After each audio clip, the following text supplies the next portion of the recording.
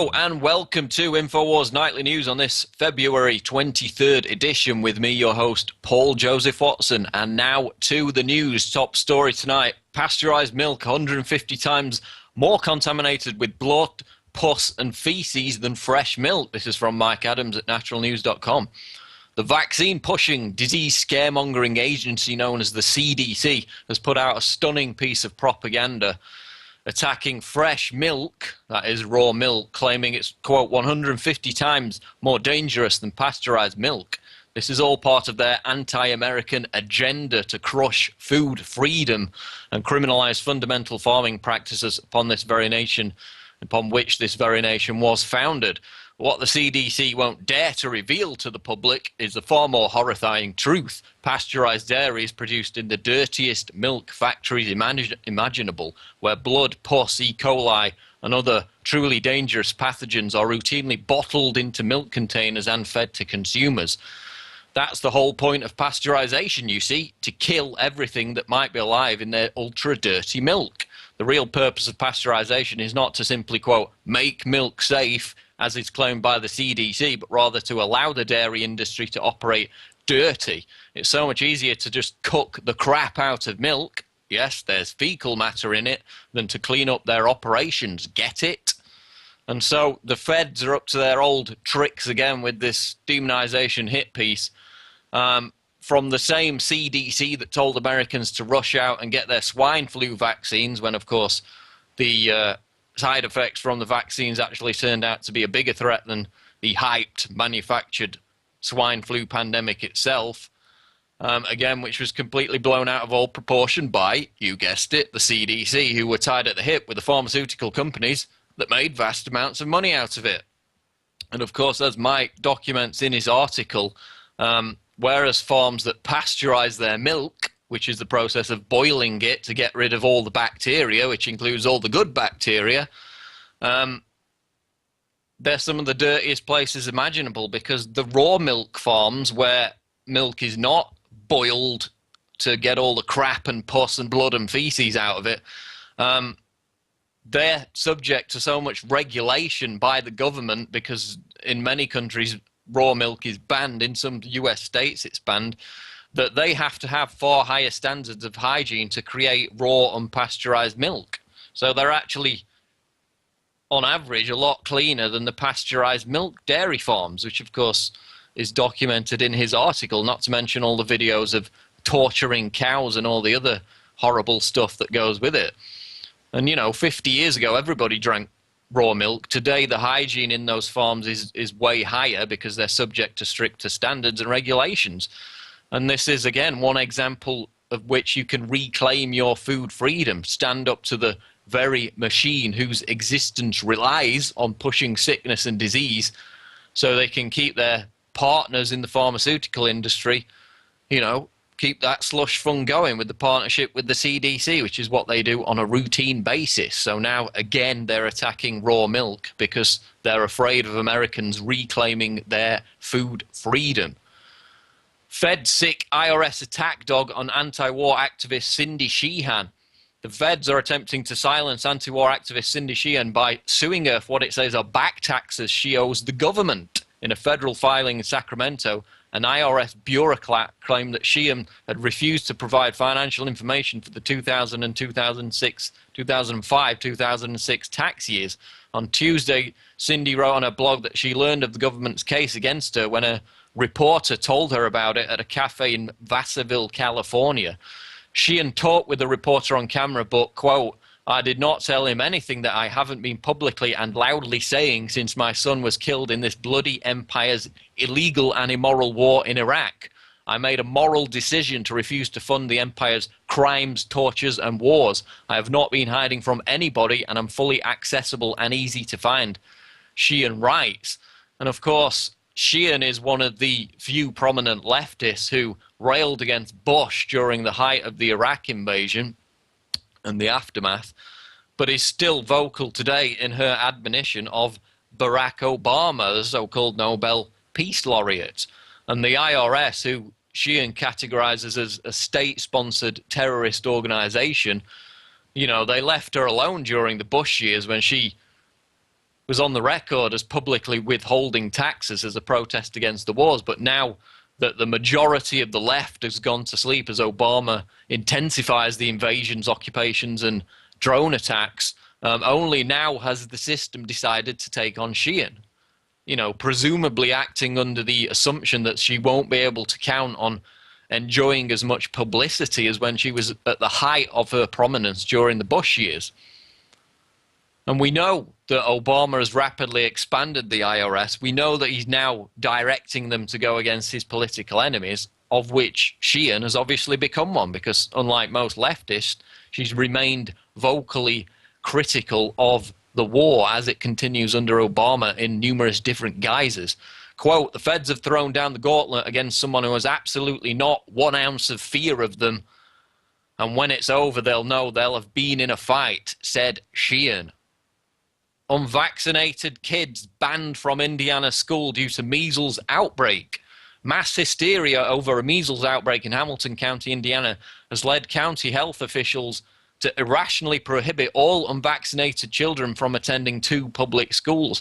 According to reports, 21 preschool-age students, 7 elementary-age students, and 26 intermediate-age students will not be allowed to attend either White River Elementary School or Noblesville Intermediate School, the 2 schools where there have been confirmed cases of measles, unless they either get the combination measles, mumps, and rubella MMR vaccine, which of course has been linked with deaths and side effects, and the people who have spoken out against it have been vilified and demonized, or wait until 21 days after the last confirmed case of the disease is remediated. And so they're basically telling these kids, if you don't get vaccinated, you're not coming back to school. Again, it's the hoax of mandatory vaccinations, which is not legal, it's not lawful. In the collective mind of the state, refusal by some students to get vaccinated somehow represents a threat to the other students, even though those other students have been vaccinated. Prohibiting unvaccinated students from attending school on the grounds that they will spread the disease further makes no sense, as those who are vaccinated are said to already have protection against the disease. So more vaccine school tyranny going on there. Next story out, the LA Times. LAPD chief backs driver's license for illegal immigrants. Wading into a divisive, politically charged debate, Los Angeles Police Chief Charlie Beck said Wednesday that California should issue driver's licenses to illegal immigrants. The chief becomes one of the most prominent local figures to support the idea that state lawmakers have battled over repeatedly in the last 15 years. And Beck's stance is certain to further inflame critics who are already angry at the chief for his efforts to liberalize rules on how his officers impound the cars of unlicensed drivers. So while Obama shuts down all the programs to catch illegal aliens, another example of, you know, how American citizens are being treated like absolute scum under the facet of regulation after regulation affecting their every behavior and existence, the illegal aliens are given driver's licenses even though they've broken the law and they're in the country illegally. Anyone who engages in, you know, political activism or criticism of the government is being demonized as a terrorist by the DHS, by numerous federal agencies, the FBI. You know, buy a cup of coffee with cash and you may be a terrorist. The DOD characterizes low-level protest as terrorism. So while American citizens who exercise their rights are being demonized as terrorists, illegal aliens are being given a free rein. What does that tell you about the attitude of the federal government? Has Ron Paul formed a political alliance with Mitt Romney? And this is obviously from INFOWARS.com today. Big story. The suggestion that Ron Paul and Mitt Romney are in cahoots because Paul is in the frame to become Romney's VP pick has again surfaced following last night's Republican debate in Mesa, Arizona, after which Rick Santorum claimed the 2 candidates were coordinating attacks against his campaign. Quote, "You have to ask Congressman Paul and Governor Romney what they've got going together," Santorum told reporters. "Their commercials look a lot alike, and so do their attacks." Santorum's campaign strategist John Brabender repeated the charge, stating, quote, "Clearly there's a tag team strategy between Ron Paul and Mitt Romney. For all I know, Mitt Romney might be considering Ron Paul as his running mate. Clearly there is now an alliance between those two, and you saw that certainly in the debate." Now, of course, this didn't begin with Rick Santorum. This is not an invention of Rick Santorum. This story's been around for a few weeks now, if not a couple of months. And as far as we can work out, basically what's happened is this. This has not come from Ron Paul himself. It's not Ron Paul's doing. You're never going to see Ron Paul endorse Mitt Romney, you know, the ultimate establishment candidate who, of course, as we know, is the elite's pick for the Republican nomination. If you see... check out some of the links we've posted in this article, it becomes clear that the GOP establishment itself has attempted to some degree of success to infiltrate Ron Paul's campaign and push him towards this alliance with Romney. It's mainly because the establishment does not want Ron Paul to go third party. They don't want him on that libertarian ticket because it could lead to a Ross Perot situation, which is largely out of their control. I mean, that's when the establishment gets nervous, is when they're unable to completely be in control of all the political candidates in the race coming down to the final furlong. So they're basically pushing either Ron Paul or his son, Senator Rand Paul. And to be fair, Rand Paul's come out and said he'd be honored to be Romney's VP. Jesse Benton, Ron Paul's campaign manager, has said words to the same effect. So they're pushing either Ron Paul or Rand Paul to be Romney's VP. This is coming from within the Ron Paul campaign, as far as we can work out. And this is the establishment GOP's attempt to co-opt and control the Ron Paul revolution. They're terrified that Paul's message could eventually take over the Republican Party. So they're trying to be proactive and subvert Ron Paul's campaign.